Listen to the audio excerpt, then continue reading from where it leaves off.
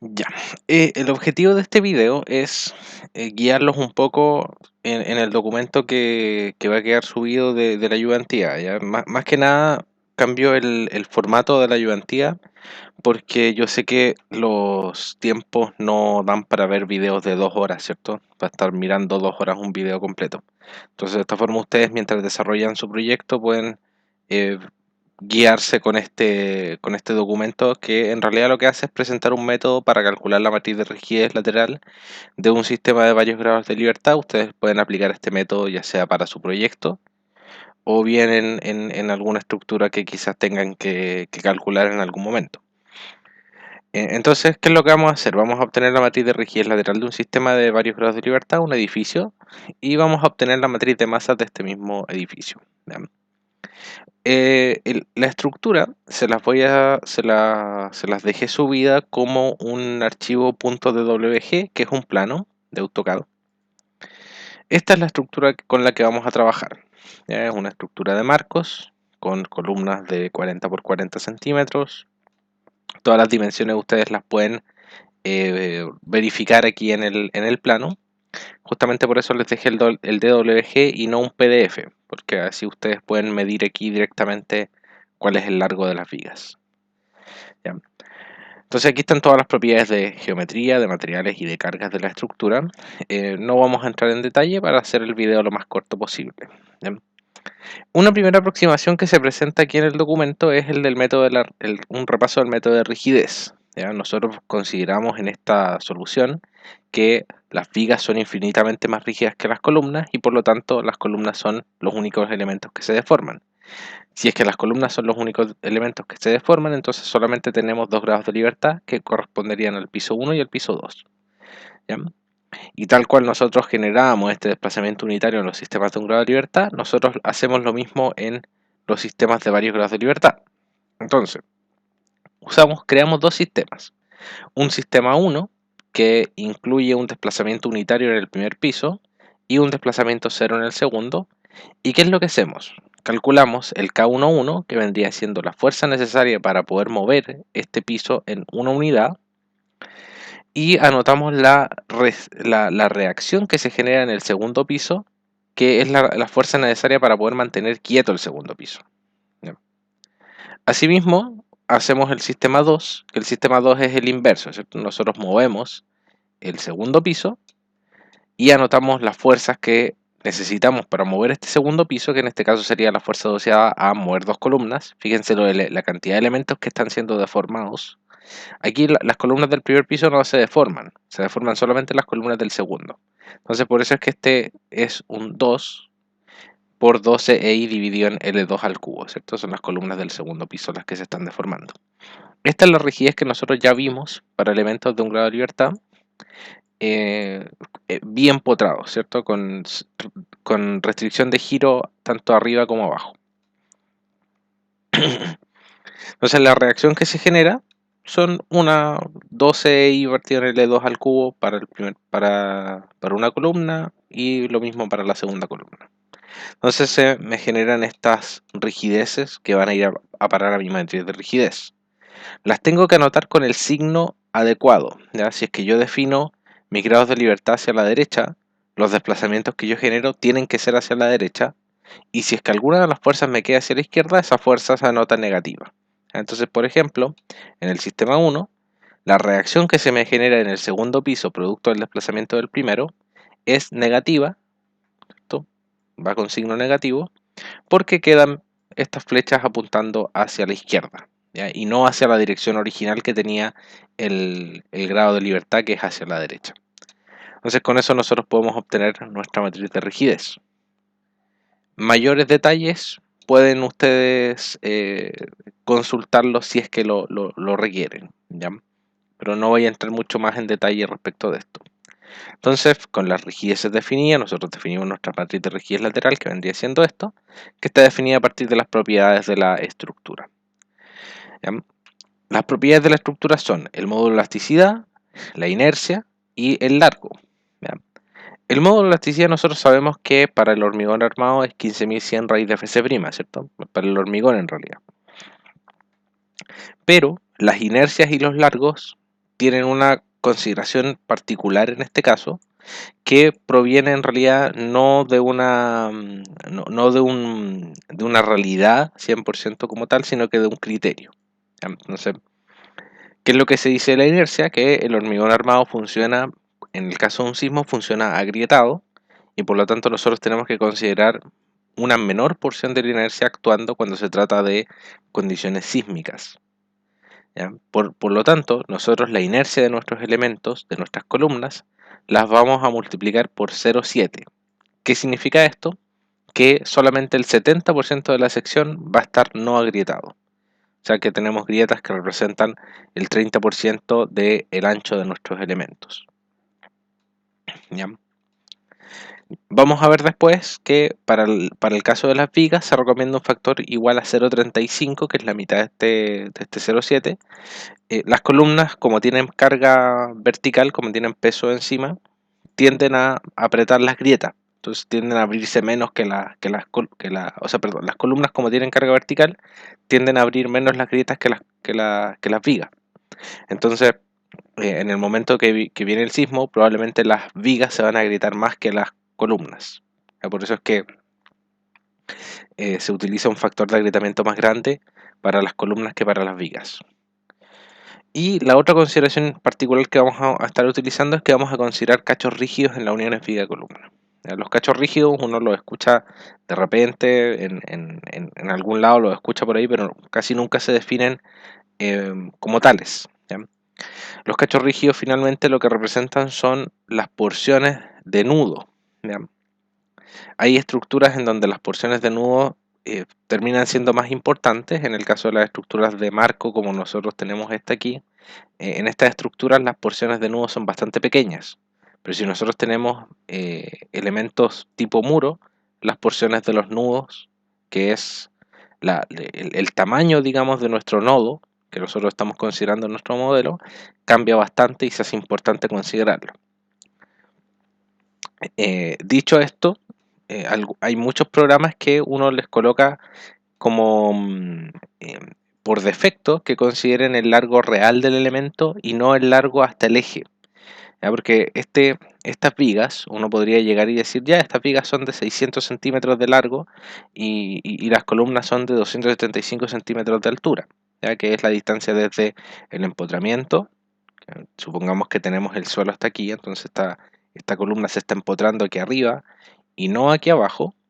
Recordemos que la función de las fundaciones es justamente darle una suerte de apoyo bien firme, tanto, o sea, darle confinamiento lateral a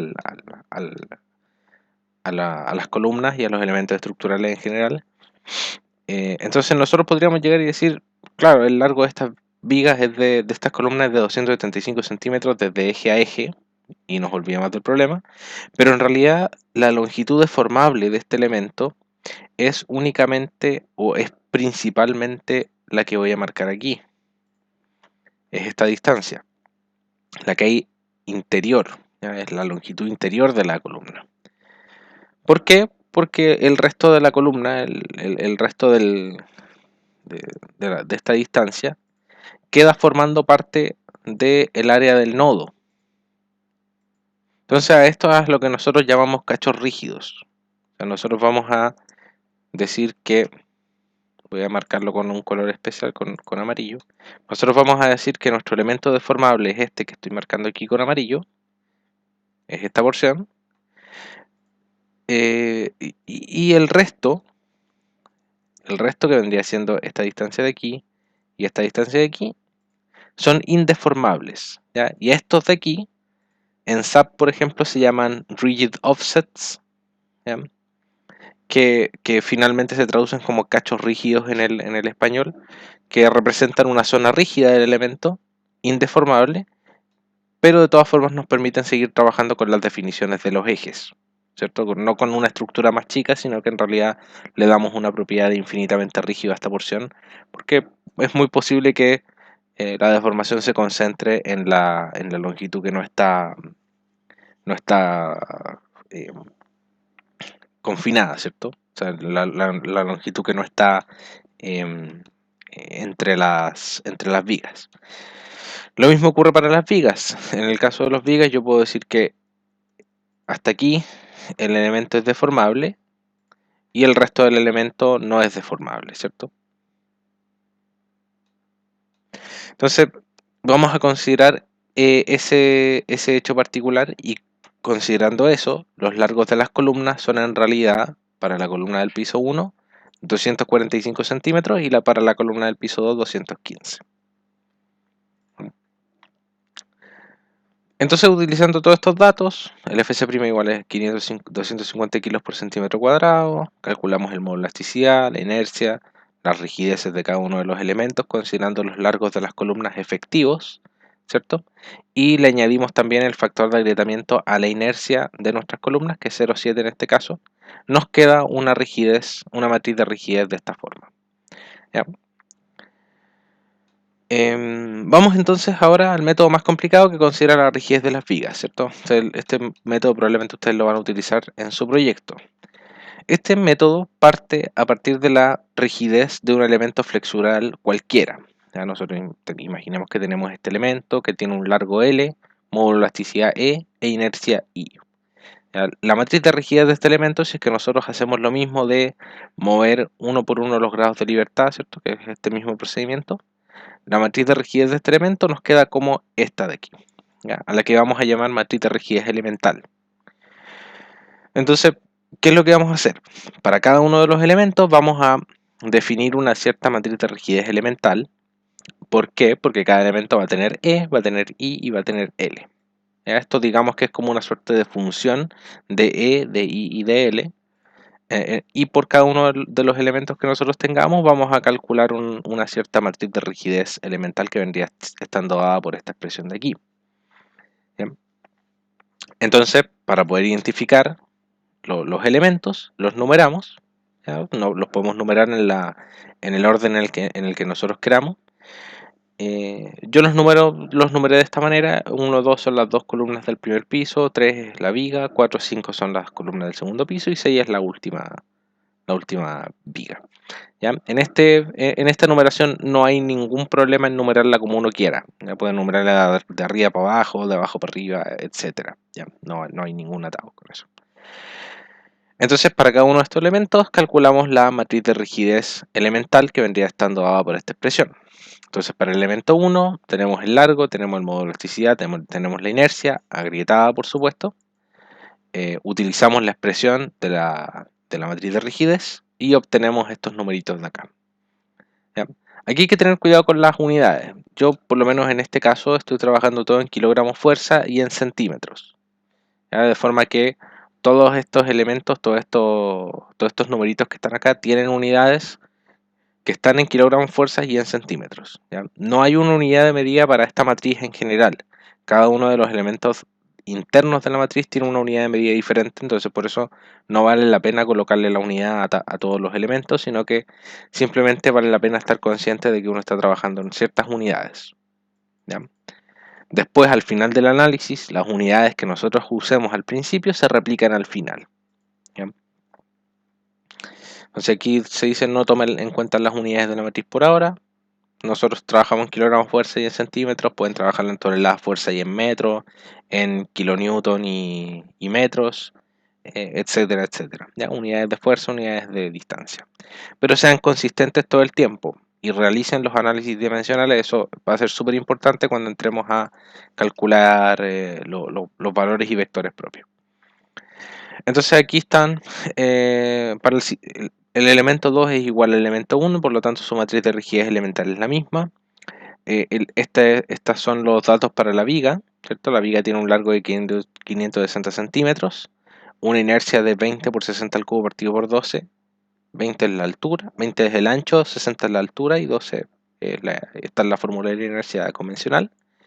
Y tenemos también aquí un 0,35 que es el factor de agrietamiento de las vigas. Como ya les había adelantado, es un factor de agrietamiento un poco menor, porque nosotros consideramos que las vigas se agrietan más. ¿Ya? Si se agrietan más, tienen menor inercia. Esa es la lógica. Y con eso calculamos el K3. Si nosotros observamos nuestra estructura, la Ahora todo esto, algo que no he explicado todavía, es que nosotros estamos haciendo el análisis en la dirección débil del edificio. Podríamos hacer el análisis en la dirección fuerte, pero obviamente tiene más elementos y por lo tanto sería un procedimiento más largo. Yo solamente hice el análisis en la dirección débil para poder ahorrarme tener que calcular 1, 2, 3, 4, 5, 6, 7, 8, 9, 10 matrices de rigidez diferentes. Bien. ¿En qué estaba? En las matrices de rigidez del elemento 6, la matriz de rigidez elemental del elemento 6 es idéntica, porque los dos vigas son iguales. Ya tienen el mismo largo, mismo módulo de elasticidad, misma inercia. Entonces, dado que esos tres parámetros son iguales, las matrices de rigidez elementales son iguales. Finalmente, los elementos 4 y 5 son iguales entre sí, y aquí están los datos de sus matrices de rigidez elementales. ¿Ya? Ahora, el problema está en que para encontrar la matriz de rigidez global de la estructura no es llegar y sumar estas matrices de rigidez elementales, ¿ya? Porque nosotros estamos trabajando todo esto en grados de libertad locales por elemento, y en realidad lo que nosotros tenemos que hacer es trabajar en los grados de libertad globales de la estructura. Entonces, la segunda cosa que tenemos que hacer, la segunda cosa que tenemos que enumerar son los grados de libertad globales. ¿Ya? Y aquí sí importa mucho, quiero que pongan harto ojo con esto, aquí sí importa mucho enumerar los grados de libertad translacionales primero. ¿Ya? Porque esto es lo que nos va a permitir después lateralizar súper fácil esta estructura. Entonces primero enumeramos los grados de libertad translacionales, en este caso desplazamiento del piso 1, desplazamiento del piso 2, y este análisis considera los grados de libertad rotacionales que se generan aquí. ¿Ya? Estos los podemos numerar como queramos, ¿ya? Yo los numero de izquierda a derecha porque eso es relativamente intuitivo, ¿ya? Pero los grados de libertad rotacionales ustedes después pueden numerarlos como ustedes quieran, ¿ya? Igual siempre conviene tener un cierto patrón de numeración. Entonces, súper importante, grados de libertad translacionales primero, después grados de libertad rotacionales, para poder hacer la matriz de rigidez lateralizada. La otra cosa importante es que los grados de libertad translacionales representan la traslación de todo el piso, ¿ya? Entonces esa es una propiedad importante que nosotros vamos a utilizar al momento de definir otras cositas adicionales de este método. Entonces tenemos nuestras matrices de rigidez elementales, y ahora lo que queremos hacer es pasar esas matrices de rigidez elementales a la contribución de esas matrices de rigidez elementales a nuestra matriz global. Eso lo tenemos que hacer mediante unas matrices de transformación que vamos a llamar N. ¿Ya? Estas matrices N son tales que son unas matrices que tienen 4 filas y N columnas, con N el número de grados de libertad globales de la estructura. En este caso nuestra estructura tiene 6 grados de libertad globales. ¿Ya? Eso no tiene nada que ver con el número de elementos. Hay estructuras que pueden tener menos elementos y más grados de libertad globales, estructuras que pueden tener menos elementos y más grados de libertad globales. Entonces, no, es una coincidencia solamente en este ejercicio. Esa es la idea. Entonces, esta matriz, que es de 4 por n, tiene en la posición m,n, tiene un 1 si es que el grado de libertad local coincide con el global, y un 0 si es que el grado de libertad local no coincide con el global. Aquí esta definición obviamente es poco útil porque no ayuda mucho a definir esta matriz n. Sin embargo, un ejemplo siempre ayuda. Entonces, ¿qué es lo que vamos a hacer? Vamos a tomar este mono que nosotros tenemos aquí arriba. Perdón. Vamos a tomar este monito que nosotros tenemos aquí, con los grados de libertad locales. Ojo que estos números no están definidos al azar. Estos números definen la posición de cada uno de los elementos de esta matriz de rigidez local. ¿Ya? Entonces, el que esté el U1 aquí y el U2 acá, significa que está el 12EI y el menos 12EI en estas dos posiciones. ¿Ya? Entonces nosotros tenemos que respetar estas posiciones de los grados de libertad locales cuando nosotros lo apliquemos en nuestra estructura. Entonces, ¿qué es lo que vamos a hacer? Vamos a copiar esto, tal cual está, lo tomamos aquí, y lo pegamos en el dibujo de nuestros grados de libertad globales. ¿Ya? Aquí está el dibujo de nuestros grados de libertad globales. Entonces lo pegamos aquí encima. Para el elemento 1 lo pegaríamos en la posición donde está el elemento 1 y vamos a obtener la matriz n. ¿Ya? Esta matriz n es una matriz que, como les dije anteriormente, tiene 4 filas, una por cada grado de libertad local. Y tiene 6 columnas en este caso, porque son una columna por cada grado de libertad global. ¿Ya? Entonces, vamos a ir aquí.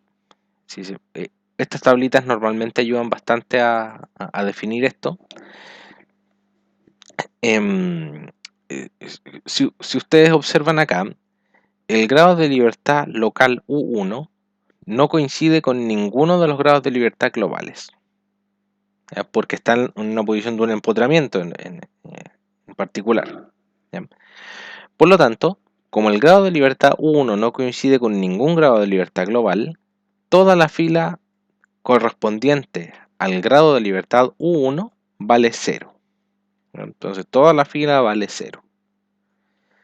Vamos con el grado de libertad U2. El grado de libertad U2 coincide en el piso con el grado de libertad Q1. Ya, a esto me refería con que el grado de libertad Q1 representa todo el piso.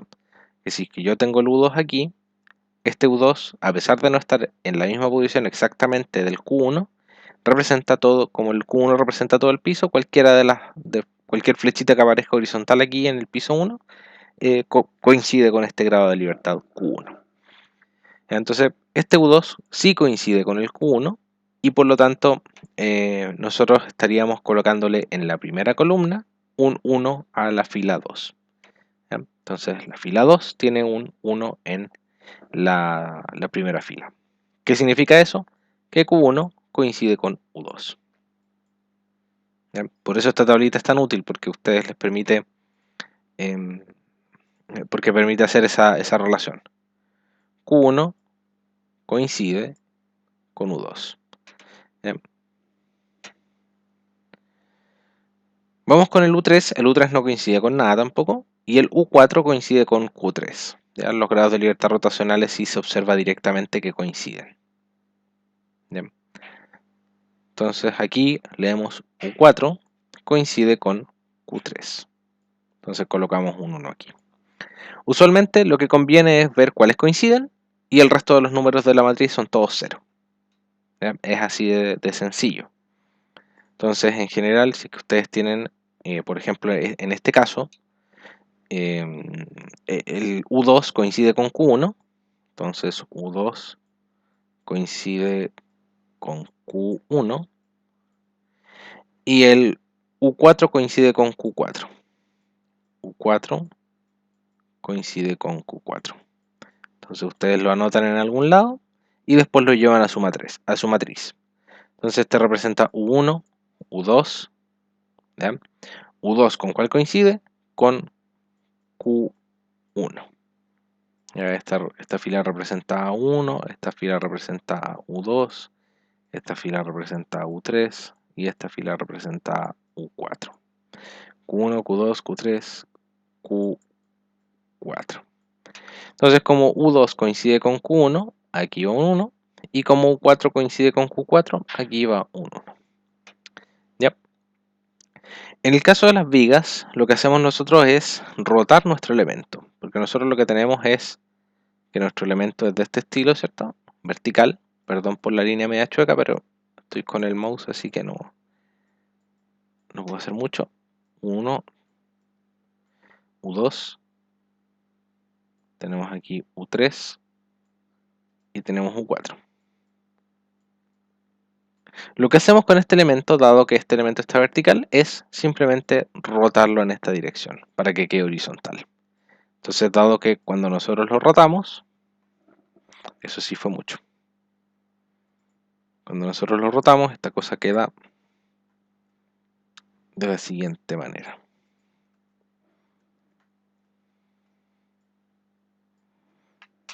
Así que lo hacemos horizontal, lo más horizontal que pueda. El U1 me va a quedar aquí. Por acá me va a quedar U2. por acá me va a quedar U3 y por acá me va a quedar U4.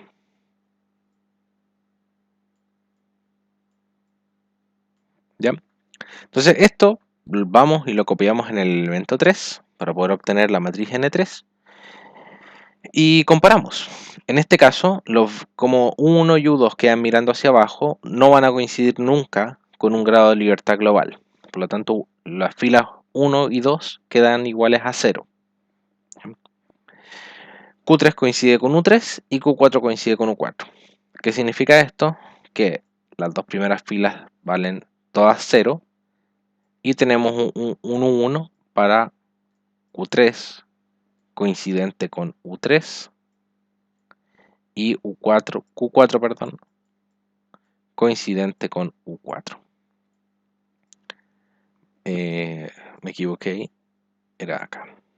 Entonces, finalmente la idea es esa, buscamos dónde están las coincidencias. Entonces, por ejemplo, aquí tenemos que U3 coincide con Q3, ahí hay un 1, tenemos que U1 coincide con Q1, tenemos que U2 coincide con Q2 y tenemos que U4 coincide con Q5. Acá lo mismo, U1 coincide con Q1, U2 coincide con Q2, U3 coincide con Q4 y U4 coincide con Q6. ¿Ya? Entonces buscamos las coincidencias, colocamos los unos y todo el resto de números son 0. ¿Ya?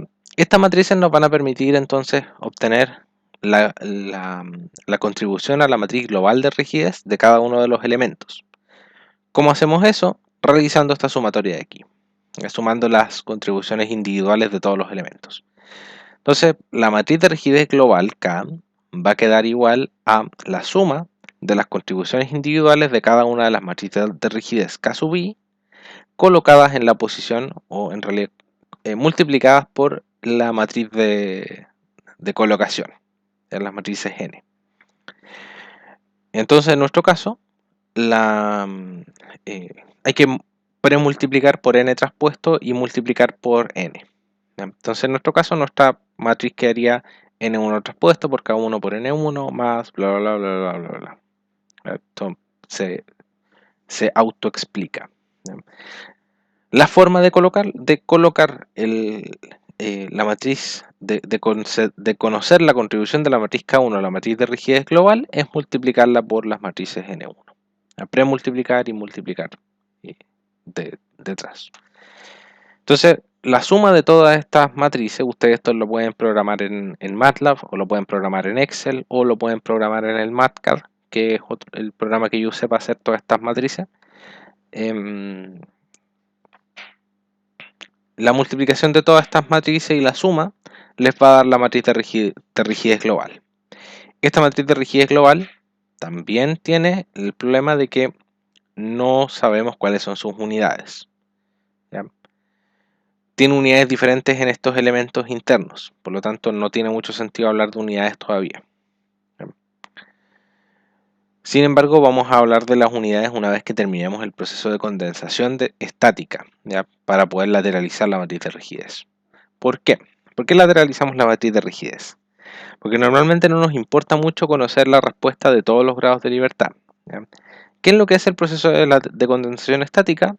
Le asocia una masa, o le asocia en realidad una fuerza, solamente a los grados de libertad translacionales. ¿Ya? Entonces a mi edificio, ¿yo qué es lo que voy a decir?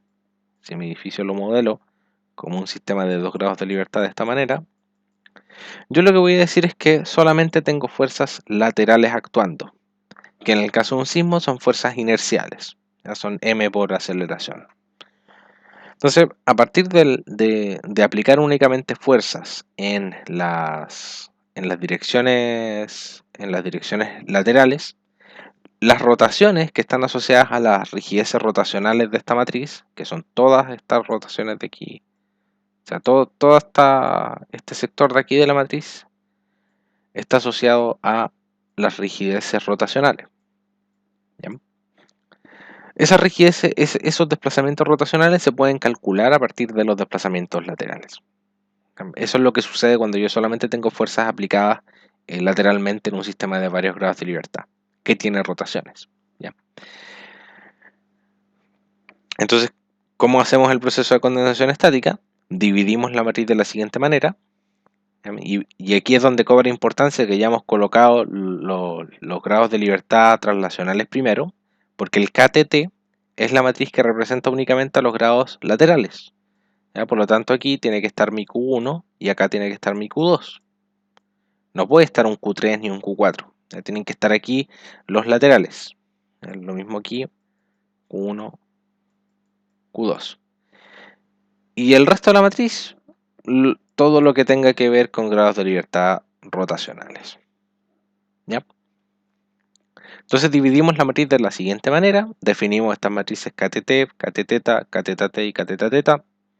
KTθ y KTT son la traspuesta de una es igual a la otra, ¿ya? Porque la matriz es simétrica.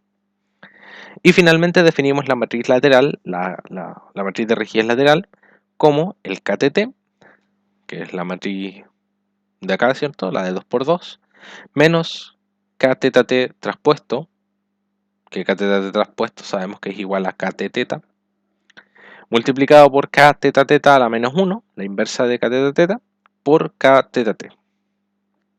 ¿Ya? Esto ustedes tienen la demostración hecha en las clases, si quieren la pueden revisar, pero simplemente se reduce toda esa demostración a esta formulita de aquí. Entonces, evaluando los datos que nosotros tenemos, de la matriz de rigidez que nosotros tuvimos aquí, a partir de nuestro análisis matricial, obtenemos la matriz de rigidez lateral que está dada por esto. Y si es que nosotros utilizamos kilogramos, fuerza y centímetros como la unidad de medida, esta matriz sí nos queda en kilogramos fuerza partido por centímetro. ¿Bien? Entonces ustedes, si es que usaron toneladas fuerza y metros, les va a quedar en toneladas fuerza dividido por metro. Entonces si comparamos los resultados, en realidad esto no tiene mucho sentido, pero comparando los resultados, las matrices de rigidez igual se parecen un poco, por lo menos en forma, pero hay que notar que todas las ordenadas o todos los valores son menores en valor absoluto. ¿Bien? Eso nos va a influir directamente en que los sistemas en donde nosotros consideramos la rigidez de las vigas diferentes de infinito, estos sistemas tienden a volverse más flexibles. ¿Ya? Entonces, cuando nosotros asumimos que nuestro sistema es lateral, únicamente lateral, o el modelo de edificio de cortante que le llama el profe, nosotros estamos asumiendo que nuestra estructura es más rígida que lo que en realidad es. ¿Ya? Las implicaciones de esto la vamos a ver durante la siguiente ayudantía porque nos van a permitir hacer un poco la comparación entre parámetros de diseño. Porque nosotros tenemos que tratar de ajustarnos lo mejor posible a la realidad para poder hacer un buen diseño. Como dice aquí, no vamos a entrar en este detalle por ahora, lo vamos a ver en la siguiente ayudantía, aprovechando un poco que lo siguiente es corto y aprovechamos también de modelar esto en SAP. La última cosa que aparece aquí en el documento es el cálculo de la matriz de masas. ¿Ya? Aquí solamente hay un procedimiento recomendado para hacer el análisis de la matriz de masas. Aquí están calculadas las cargas vivas que se dan en el enunciado, la carga de elementos no estructurales que suma un aproximado de lo que son los tabiques, las terminaciones y todas esas cosas, y la carga de losa, que normalmente es el gamma del hormigón multiplicado por el espesor. ¿Ya? Todo esto se aplica en el área de cada uno de los pisos. ¿Ya? En este caso la estructura es bien simétrica, las áreas son iguales. Acá se calculan los pesos de las columnas, ¿ya? Y de las vigas, de los elementos estructurales tipo columna y tipo viga. Lo que se hace en realidad es calcular los largos tributarios de columnas y vigas en cada piso. Los largos de las vigas son relativamente sencillos. ¿Ya? En este edificio nosotros tenemos 1, 2, 3, 4, 5, 6, 7 vigas en total, ¿cierto? Tenemos 3 que son de un largo de 560, ¿ya? Que están representadas aquí. 3 vigas de 560 centímetros. Y tenemos 4 vigas que son de, estoy calculando la distancia interna de la viga únicamente, de 520. ¿Ya? Entonces ahí están definidas esas 4 vigas de 520 centímetros. Las columnas, sí, hay una tributación aquí hecha, ¿ya? Que ya se los había comentado en una ayudantía anterior, que lo que hacemos es en realidad dividir las columnas a la mitad. Dividimos las columnas a la mitad. Y decimos, ya, de la mitad hacia abajo tributan al piso inferior, de la mitad hacia arriba tributa hacia el piso superior. De forma que todo lo que queda contenido dentro de este rectángulo finalmente es la masa tributaria al piso 1 y todo lo que queda contenido en este otro rectángulo es la masa tributaria al piso 2. Entonces, de esta manera, si es que nosotros tenemos en planta 6 columnas, eso significaría que al piso 1 llegan 12, ¿cierto? Porque llegan columnas del primer nivel y llegan columnas del segundo nivel. Pero no llega la columna entera, sino que llega solamente la mitad. Entonces eso es lo que está representado aquí. Son medias columnas. ¿Cuántas son? Son 12. ¿Y qué largo tienen? 2,75 metros. Ya esto es una aproximación del largo. En el segundo piso, ¿cuántas columnas llegan? Llegan 6 columnas. Pero no llegan enteras, sino que llega únicamente la mitad. Entonces son 6 medias columnas de 2,75 metros. Entonces con esto, con los largos de los elementos, esto después lo multiplicamos por la sección, por el área de sección, y obtenemos el volumen. Y con el volumen lo multiplicamos por el peso específico del hormigón y con eso obtenemos el peso total.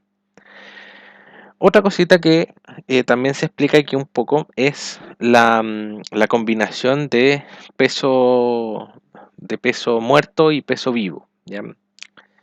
Porque, ¿qué es lo que pasa? Normalmente, o sea, lo que asume la normativa chilena y varias normativas a nivel internacional es que los, los, los 250 kilogramos por metro cuadrado son una sobrecarga de uso, ¿cierto? Que tiene una cierta probabilidad de excedencia bastante baja. Entonces estos 200 kilogramos de fuerza son en realidad eh, bastante, ¿cierto? Si nosotros pensamos en 250 kilogramos de fuerza por metro cuadrado en una habitación, lo que significaría es que hay por lo menos unas 3 personas puestas o incluso, claro, como unas 3 personas puestas, unas 3 personas de 80 kilos, digamos, colocadas sobre un metro cuadrado de área de edificio. Lo que sabemos que es bastante poco probable en una estructura habitacional. Sin embargo, esto es una suerte de nivel superior de sobrecarga que se utiliza para diseñar las losas sobre todo y los elementos estructurales verticales, ¿ya? Los que tienen que resistir las cargas máximas verticales. Entonces, ¿qué es lo que asume la norma chilena? Que la probabilidad de que estos 250 kilogramos por metro cuadrado estén al mismo tiempo que ocurra un sismo, o sea que la estructura esté llena de gente o llena de algo, completamente llena, repleta, durante un sismo es bastante baja. Y por lo tanto, para calcular la masa sísmica o el peso sísmico, se multiplica por 0,25 la carga viva. Entonces, obviamente la carga muerta está, ¿cierto? El edificio no va a pesar menos durante un sismo, pero es muy probable que no tenga toda su carga viva completa. ¿Y por qué se hace relevante esto? Porque nosotros tenemos restricciones tanto de rigidez de fuerza como de desplazamientos, ¿ya? Para el diseño sísmico no importa solamente diseñar por fuerza, sino que también diseñar por desplazamiento. Eso lo vamos a ver en la siguiente ayudantía. Entonces la idea es achuntarle lo mejor posible la masa sísmica. Entonces para estructuras habitacionales normalmente se recomienda un 0,25, para estructuras de oficina lo mismo, mientras que para otras estructuras más especiales que tienen una alta probabilidad de estar llenas cuando hay un sismo, por ejemplo una cárcel o un edificio hospitalario o un hotel, probablemente también tiene altas probabilidades de estar con mayor porcentaje de su carga, de la carga viva de diseño en el momento de un sismo. Este valor aumenta a 0,5 normalmente. Aquí hay una pequeña notita, esta no es una expresión de combinación de carga. Hay mucha gente que confunde esto con una combinación con esta, esta combinatoria de vivo con muerto como combinación de carga, y la verdad es que no lo es. Esto no es equivalente a un 1,2 DES más 1,6 LIV, porque esta es una combinación de fuerzas para diseñar, para determinar las fuerzas del diseño, y esto incluso después se combinan con sismo. ¿Ya? Esto en realidad es masa que se utiliza para obtener parámetros dinámicos de la estructura y con eso obtener la fuerza sísmica. Después, las fuerzas sísmicas se combinan con las cargas muertas y las cargas vivas. ¿Ya? Esto es una contradicción entre comillas, porque cuando ustedes nunca van a ver una combinación de carga de diseño que sea 0,25 o 0,25 LIV. El factor mínimo del LIV es 1. No hay, o 0,5. Hay algunas combinaciones que incluyen 0,5 LIV, pero porque consideran otra carga viva combinada con esa misma, por ejemplo, la carga viva de techo. ¿Ya? Sin embargo, esta contradicción entre comillas es aceptada usualmente en la práctica, ¿ya? Pero hay que tener súper claro que esto no es una combinación de carga, no es una combinación de diseño. Entonces aquí están hechos los cálculos, se calculan las cargas multiplicadas por el área y se cubican todos los elementos y se multiplican por el peso propio, ¿ya? Y así se obtienen el peso del piso 1 y el peso del piso 2. Y se ordenan de la siguiente manera. Aquí va el peso correspondiente al grado de libertad 1, que lo colocamos en el piso 1, y acá se coloca el peso del grado de libertad 2, Q2. ¿Ya? Entonces los invito a realizar estos cálculos, quizás dejar esto preprogramado de forma que les pueda servir para orientarse en el momento que tengan que desarrollar su proyecto. Espero que el video también les haya sacado algunas dudas que les puedan quedar del mero documento. En la próxima ayudantía modelaremos este mismo edificio en el SAP. Vamos a calcularle los parámetros dinámicos ya a esta estructura. Espero que tengan la materia necesaria para poder hacer eso. Y vamos a comparar cómo dan los resultados del SAP y compararlos con lo que nos dieron los dos métodos vistos en esta clase, ¿cierto? Con el edificio cortante y con las rotaciones en el sistema. Entonces con eso finaliza este video.